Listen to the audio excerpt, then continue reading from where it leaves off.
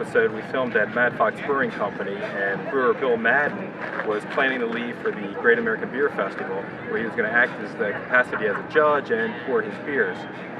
It just so happens that the next brewery on our itinerary was Devils Backbone Brewery, who actually just happened to do quite well at that festival. I believe they were awarded 4 medals, the same as last year, this time 2 golds. And this comes on the heels of them actually winning a couple medals at the World Beer Competition. So there's something going on here, something pretty special. I don't know if it's the brewer, the ingredients, the beer styles, or is there something in the water here in Nelson County? Let's go inside and find out, right here on MyJoogTV. Okay, so we moved back inside here and into the bowels of the production facility here at Devils Backbone, and we're joined with the brewer at Devils Backbone, Jason Oliver, so thank you for joining us. And we have 2 special musical guests today. We have Sarah Siskind, a singer-songwriter, and her husband Travis Book, who is the bassist for the Infamous Stringdusters. And the reason why we're here specifically this weekend is not only to try these award-winning beers, but it's also the inaugural weekend for the Festy music festival that's held right behind me at the Devils Backbone Fairgrounds, and it's the child of the Infamous Stringdusters. So tell us why, what was the rationale behind the festival, why, how? Well, the guys in the band, myself included, have been going to festivals, music festivals, beer festivals, outdoor festivals, all kinds of gatherings of people for a really long time.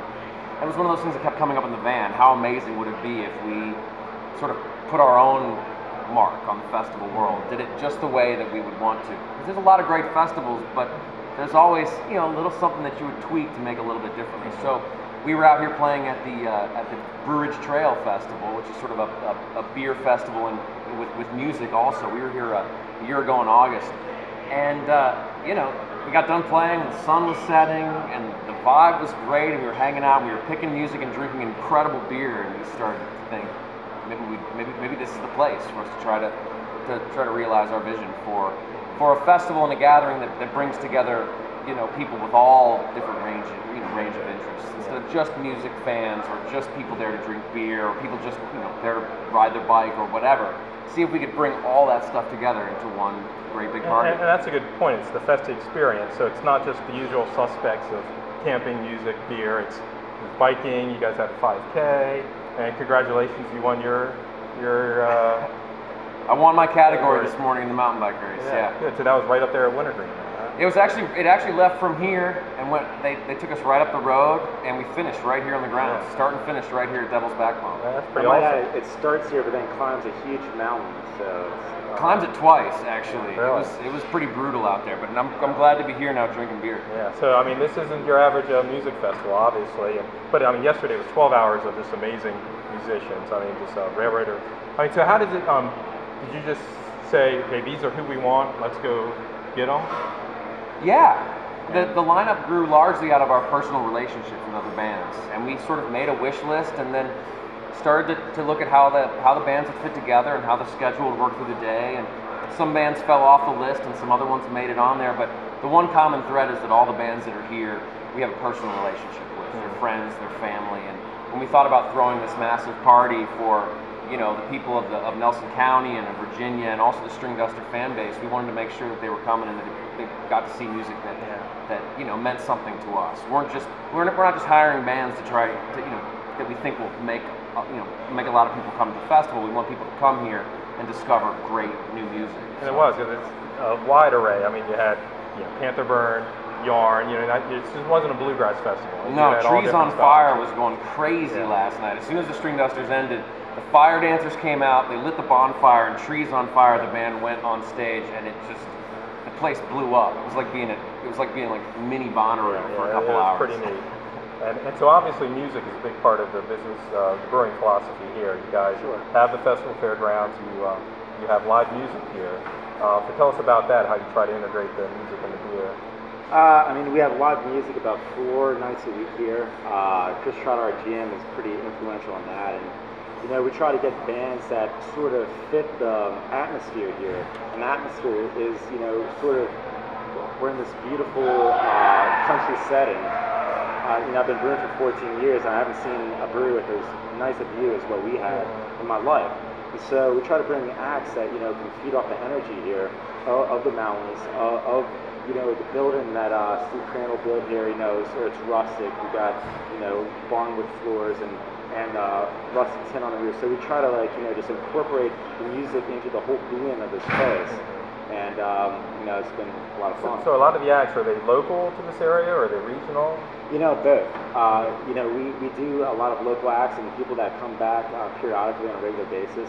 But then we also have tied into people who are touring through, and we really lucked out having some great acts that we might piggyback on a bigger show, but they'll come play us the next day, and it's awesome to tap into that and have these people just happen to be in the neighborhood, and so we really lucked out on some of the national acts that came through. What I found surprising, even last night you had a band playing here, whereas Railroad Earth was playing. I actually snuck in here for a second just to peek my head, and the place was packed, and you had a band set up right there. And, so you're not afraid to compete with the Festy, with the...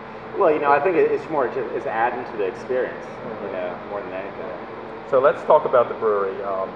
You've been in business for almost 2 years.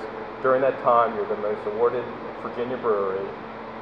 Just making fabulous wines at the Great American Beer Festival. You've had 4 golds. I think last year at the same festival competition, same medals. Four medals. And this year 2 golds, and then the World Cup. So what is it that really that makes you guys really start off with such a strong beer? Well, they pretty much let me do what I want to do, and I think that's a big part of it. I like to say this equipment is sort of like the canvas in which I paint, and they let me do my thing, and so this opportunity, when it came up, I had to pounce on it because this is a unique opportunity to start something from the ground up, a brand new brewery, to start creating unique beers from the get-go. And this equipment is one of the things that drew me to this, is that this is really good equipment. This was designed in Germany and built in Japan, and this allows me a lot of control. So as a brewer, this really allows me just an extra step up on my craft, and how to manipulate the process and really get the most out of what I'm trying to get out of a beer. And so what I also understand is all the beers are naturally carbonated? Yeah. So how do you do that? What fermentation is yeast eating sugar and creating 2 things in roughly equal amounts. That's carbon dioxide and ethyl alcohol. You let most of the carbon dioxide escape, and all breweries do that. But what differs from me is that towards the end of fermentation, I actually seal up the tank, essentially I cork up the tank. What happens is it builds pressure, and under pressure, the CO2 dissolves into the beer. And that's how we get the bubbles here. It's a German technique that I was using the last 2 German breweries I worked at, but I also took that technique and applied it to all beers, and not just the Germanic ones in nature. And I think, I find that, well, first off, it's just more natural, it's natural carbonation. And I think the bubbles are a little finer, the palate's a little smoother, and, just something I feel really strongly about, and, I'm able to do that here so good. So it's just, it's something unique, because most breweries will artificially carbonate the beer, which is fine, the fine products, but I find just that if you can just go that extra step and do the natural carbonation, why not? I've worked at breweries that we did both, and but since I started this years ago, I was like, there's no reason for me to change. This is what I love to do.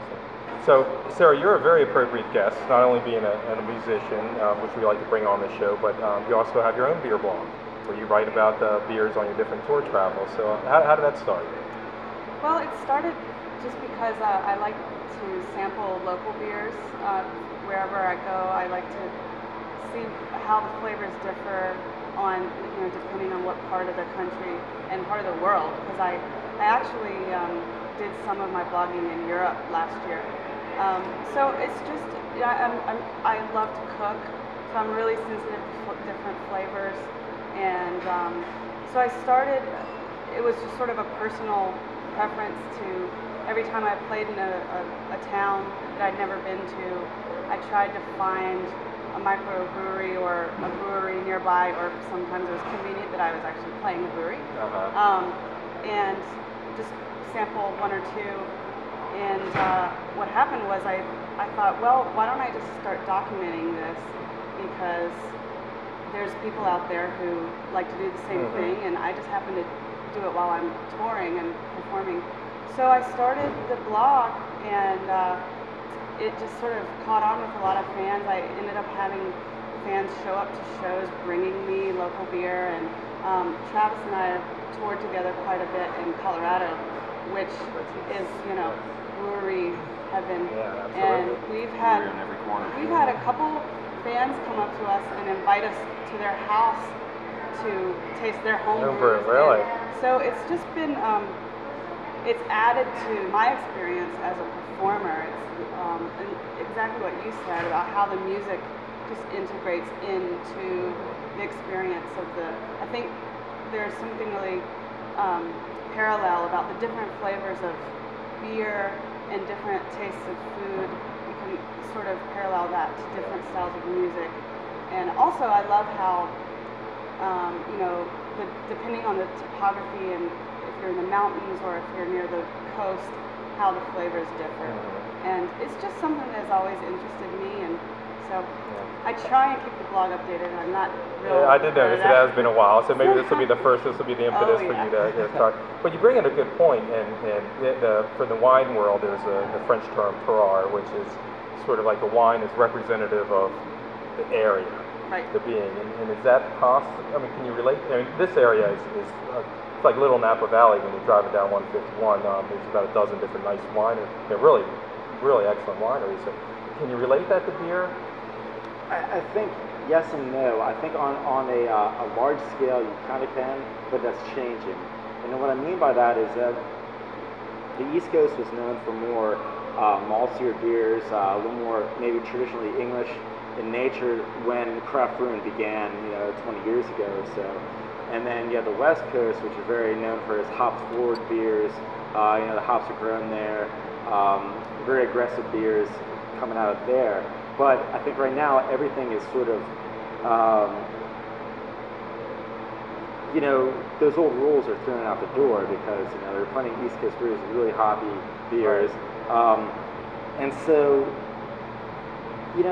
what's unique about just say the beers here, what can be is say water, for example.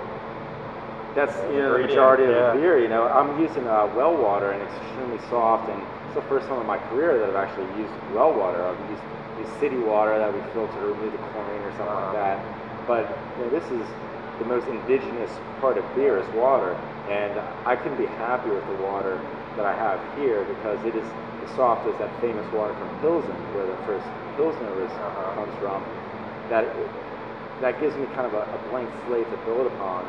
And some of my beers, I don't touch the water, but other beers, I adjust to kind of get them close to maybe some of the great waters of the world. And there are certain towns that are known for the water in the brewing world.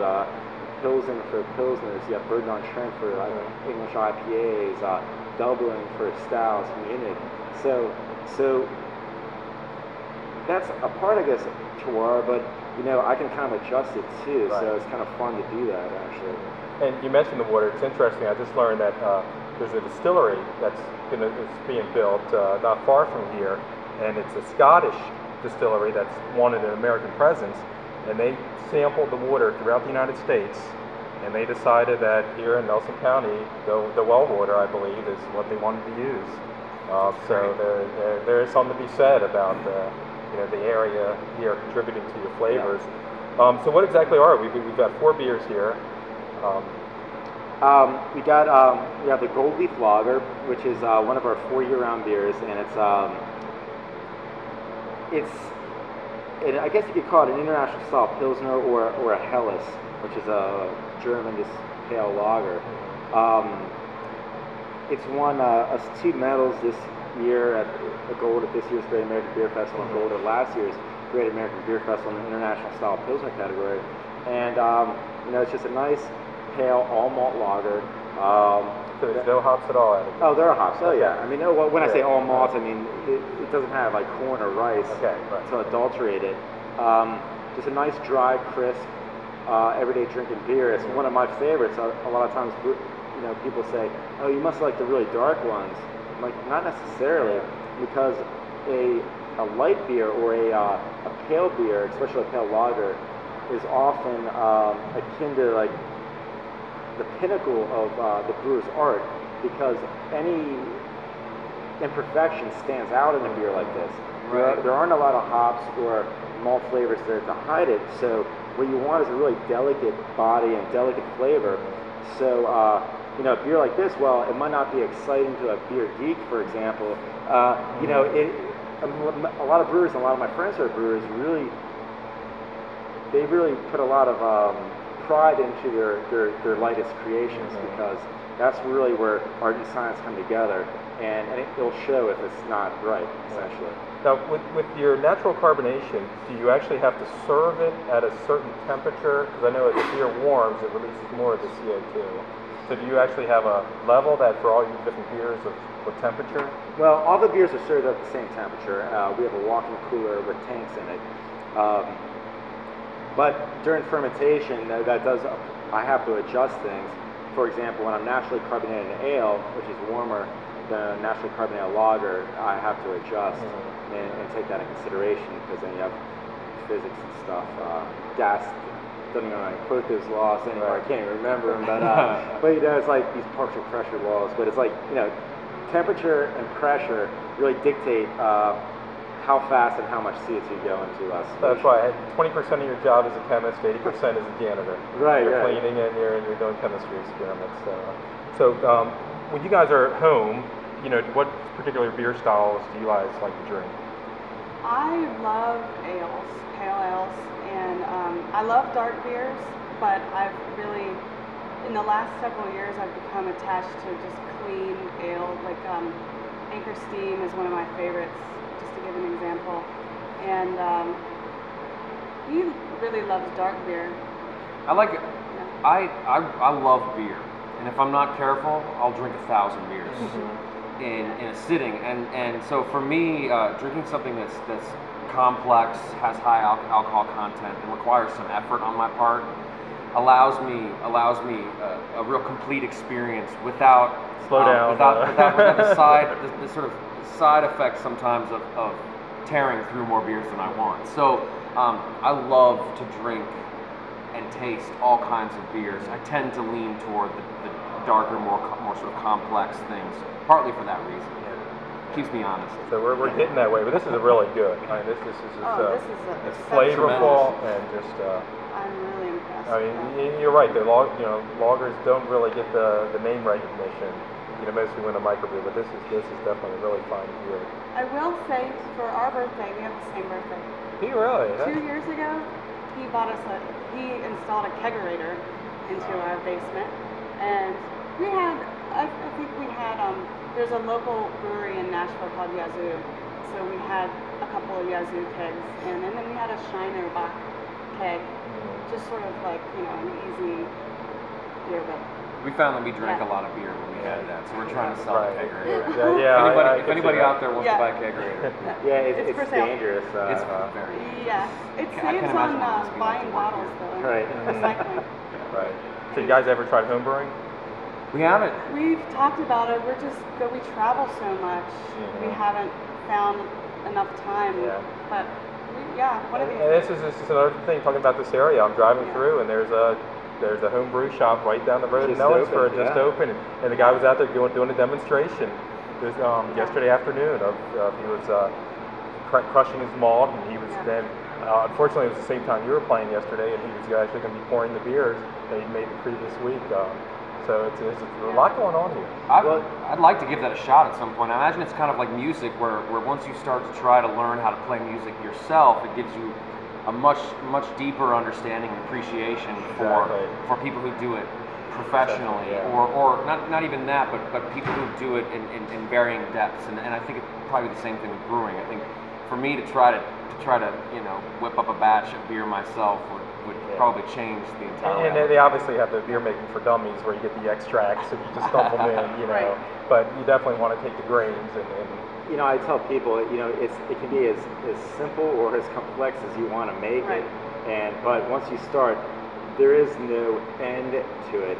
There's no end to what you're going to learn or what you can do.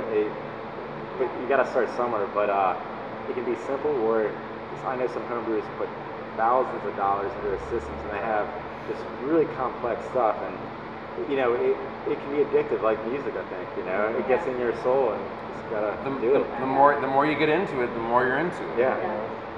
So what's the next one we have here? Well, the next one is the Stringduster, and this is the beer that came up to honor the band and the festival. And what I did here was to make sort of a multi-grain ale. I wanted to do sort of a rustic beer that is not too strong. It's still what's called a session beer. You know, you can drink a few of them. It's about 4.6% alcohol. It's not a huge beer by any means, but I wanted something that, you know, kind of celebrates the harvest time, and that's something that's approachable, and something that, you know, looks a little rustic, but easy drinking too. And so I used some dark wheat in this. I used some flaked barley, I used some toasted wheat, and some flaked oats in this, as well as barley malt, to create kind of a beer that's really soft on the palate, and kind of just sort of, I said it before, but rustic, you know, it's kind of what I was going for in this. And, so would this be a year-round beer now, or is it just for this I don't special know. season? You know, this has been our fastest-selling beer ever. So by tomorrow, I think I would have gone through 20 kegs of it, and that's just one beer, you know, and we've been selling a lot of other beer too, but this has been the fastest seller out of, well, this weekend, but out of any seasonal beer too, or non-seasonal beer for that matter in a time period. This has just been flying out of here, so it's been really well received, which is awesome. So did you guys have any input into the, or did you even know that they were going to do this? We knew that Jason was planning on doing something, and we didn't give him much input. We've tasted your beers, and we had faith that whatever you came up with would be amazing. Although you may have actually 2 years ago, when you guys met with Steve and had a meeting here. I remember talking to you guys real briefly and kind of talking about maybe like a Harvest Brown Ale. Well, that kind of came up, and this is sort of the result. Well, I wasn't trying to, I kind of toned it down on color, didn't want it to be as dark, because I have some other darker beers on, and I thought, you know, I want something that has color, has body, but not being too much of any one thing. So it kind of did start with that conversation 2 years ago. We definitely have a few guys in the band that are really big on wheat beers, especially you know, after our trip to Germany. And so it was I think we were pleased to see that. You know, you can see a wheat beer from a mile away. There's that sort of unfiltered element to it, and it's fantastic beer. Like you said, it's the kind of thing that you can get into a few of them, and it won't alter the course of your day. Right. And the great thing you say that you can see it. There's a visual aspect to it, but there's also that kind of healthy, kind of unadulterated aspect too. Yeah, it's not filtered. This is sort of beer in its living state. You know, it's naturally carbonated, it's unfiltered. You know, it uses multi-grains. It's kind of a wholesome product too, in a way. Yeah. So it's funny. Some bands aspire to, you know, be IBVA winners, but you know, how many bands have a beer named after them? You know, we aspire to do lots of things, and having a beer named after us was definitely on the list. Now they're just really checking amazing. off the list. Yeah, it's really amazing. You know, win mountain bike race, have beer. Have a festival. Yeah. World beer. World's Greatest Exactly. Festival. Everything's going great so far, and the beer is perfect. that's good. Well, Sarah, yesterday you had two really great sets, and what's really interesting for maybe people don't realize is that you, and it's also interesting that with that you like beers, is that you have a food allergy. And so how does that affect actually, you know, tasting the beers, or even just with your vocals? It's a real mystery, and I was talking to Jason a little bit about it before the interview. All of my allergy testing that's been done by doctors has been inconclusive. I'm sort of a mystery case, and I just figured out my allergies from trial and error. And I don't do dairy, and I try not to do corn, because that inflames me. And it's all sinus reaction, it's not intestinal. But the whole wheat gluten thing, I'm still figuring it out because I can drink pretty much any beer. So that's why Travis is taking over That's that one. why he's taking the wheat beer, because I can do a little bit of it, but the wheat beers make me congested. But everything else doesn't, and so I'm not, I don't know, we were going to chat some more about it because I'm trying to figure out in the brewing process maybe what's different with the wheat beer versus maybe just because it has a lot more raw wheat added to it. But so is there a regimen you have to go through like the day before you're going to perform, knowing I can't eat this or I can't? oh yeah, I pretty much just don't eat dairy or corn. I mean, I can do some if corn is processed like into a beer or into, obviously corn is in a lot of things, corn syrup. I can do a little bit of that. But I stay away from those things. I don't do bread and pasta and things that I know have heavy wheat content pretty much daily. And I would say, yeah, if I know I'm doing a big performance the next day, I try and eat as clean as possible, vegetables and rice, and we eat a lot of quinoa and maybe, you know, lean proteins like fish or chicken. So yeah, I just have to watch. You hide it well because you sing amazingly. Thank I mean, you. you wouldn't know it. Yeah, I'm lucky. It really doesn't affect my voice unless, like I said, if I have a big tall Hefeweizen, I'm probably gonna have some issues. Did you notice anything with the string duster? Yeah, I actually I tried it the other night because I was really excited, and I didn't necessarily react right away, but I could tell that it was the type of wheat beer that usually gives me some inflammation. Okay. So I drank he beer just drinks for the rest. him. But like now I've had a So couple we're sips that and I'm fine. okay. But if I do a whole glass, I'll probably notice. Yeah. So I don't know. It's still a mystery. It's not keeping me from drinking all the other beers. So. Absolutely. Okay, so we have two more that we have to taste here. So what are we drinking? This is the Ale of Fergus, which out of all the seasonal beers I've done, and I do a lot, I usually have 6 different specialty beers or seasonal beers on at one time, plus the 4 house beers, so for a total of 10 different beers. This one we opened the restaurant with is called Ale of Fergus, and this is probably the one that's returned the most times. And this beer's had a subtle evolution, but what it's always been is a brown ale that's a session beer, about 4% alcohol. So it has color, has malt flavor, but you can drink a few of them. And this beer initially started out as a Scottish 60 shilling, which is kind of a lighter in alcohol Scottish style, but it's kind of evolved into an English mild, which some of the roasty notes have been subdued and some more of the caramel toffee notes have come out. And this beer just got us a bronze at the Great American Beer Festival, so we're happy for it, and especially because it's sort of an old favorite that we would like to bring out time and time again. Yeah, it's good, very smooth. I mean, for a brown ale, I mean, definitely drinkable. I like it. And what do you guys think? It's exceptional. Oh yeah, I can definitely taste the caramel undertones to it, which is nice, but it's not overpowering at all. It's really subtle. And what I like about this style too is that it's light in alcohol, so you can have a caramel flavor, but it's not weighing on you. It's not like kind of coating the tongue or being too heavy. It's not too sweet either. Yeah. Yeah. Because Travis, I can't let you out of here without talking a little bit about the Stringdusters. Okay. And the one thing I really enjoy about you guys is just the way your style, that you're all lined up, and then, you know, you being a bassist, you know, you're front and center. Usually, you know, the bassist guy is sort of in the back, and you're unplugging. But then what you guys do is once you guys are all lined up, then once you start playing, you know, you sort of just move back and forth like when somebody else takes a lead, you're supporting them. You know, everyone moves around. So how did that start? It just sort of happened naturally. There was a desire on stage. You know, 6 guys all strung out in a line, all facing out.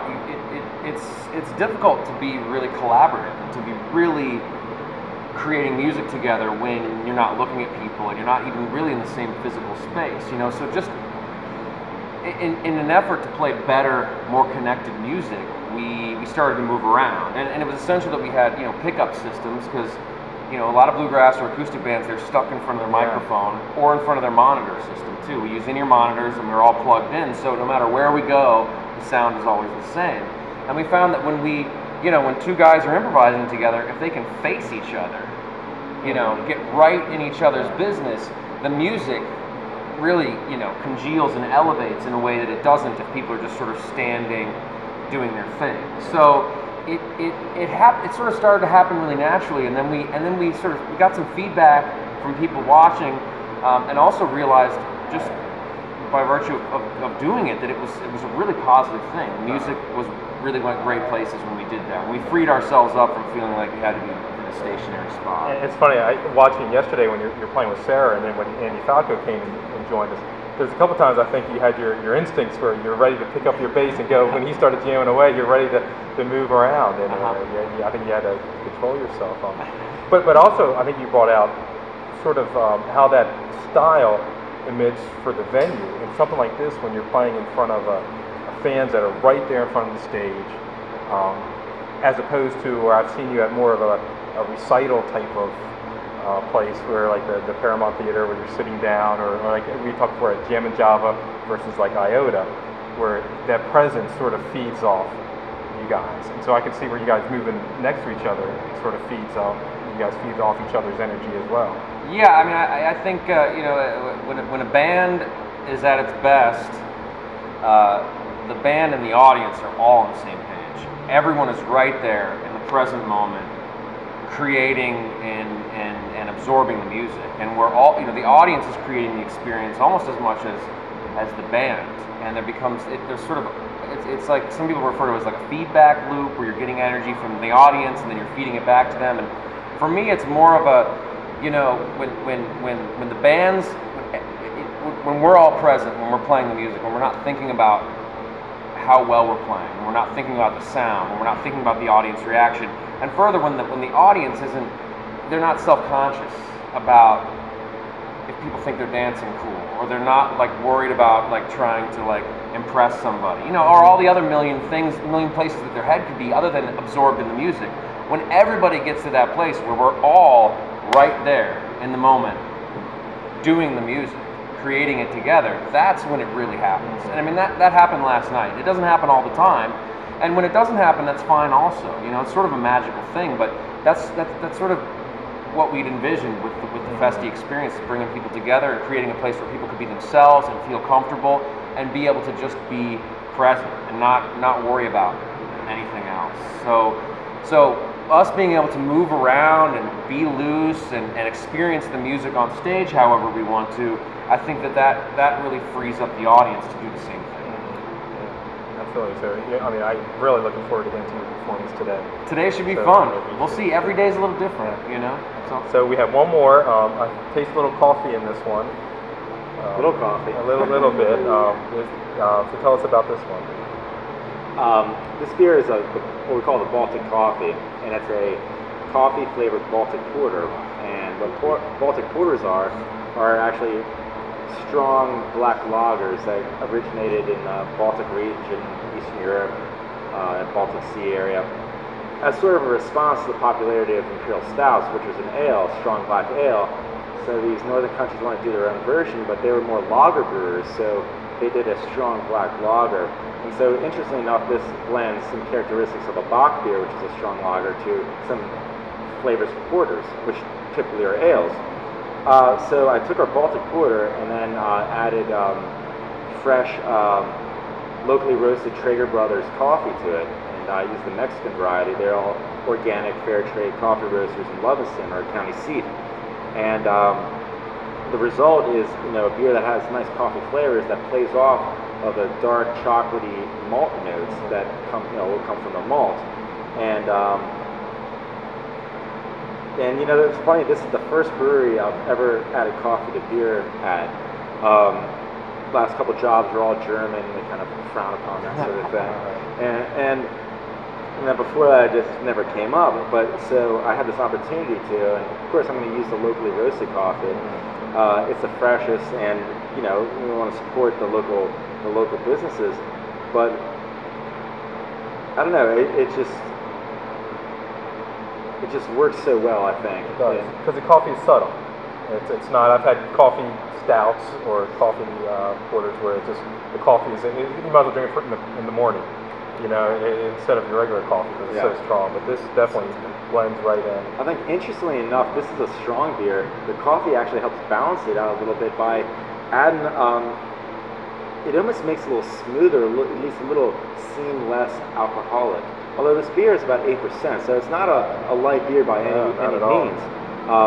And you know, I'm proud to say this one won us a gold medal at the Great American Beer Festival in the coffee flavored beer. And then earlier this year at the World Beer Cup, we got a bronze for the Morning Bear, which is our Imperial Stout with coffee. So with these dark beers, whether it's an Imperial Stout or a Baltic Porter, I do like to take a portion of it off and add the coffee, kind of make it special. You know, a real small batch thing. You know, where I've only made 70 gallons of this. So I took 70 gallons off of a 260-gallon tank just to make this one beer. So it's extremely limited run, extremely surprised we have any left. Yeah, well, it's almost gone. I think this weekend's going to put a big dent in it. I bet. It's tremendous. Yeah. So I'm very glad we came here. I mean, the beers here are tremendous, even the ones that I've sampled before besides these. So there's definitely something you're doing right here. So thank you for joining us today. And thank you, too, for taking time out of your busy media and performing schedule. Thanks for having us. And I appreciate it. Thank you for thanks for the beers. This is great. And so stay tuned for a live performance by Sarah and Travis, and we'll see you next time on MyJoogTV. So for any of those of you who were not here earlier today for my first set, I am joined up here on stage by a string duster, Travis Buck on the bass. Yeah. You know, they named a beer after those guys. And, you know, why just have one duster on stage when you can have two? So I'm going to welcome up a very special guest. Here, he's got his hat today, and it's really cool. Welcome, Andy Falco. The sound of New York. So let's do this. Wildfire, featuring Andy Falco.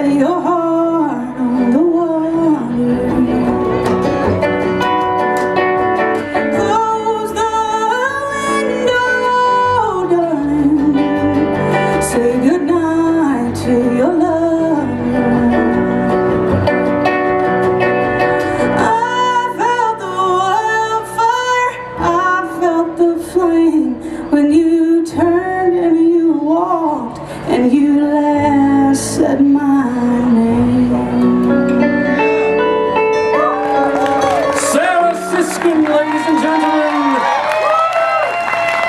Travis Book, Andy Falco, featuring Andy Falco. Festy!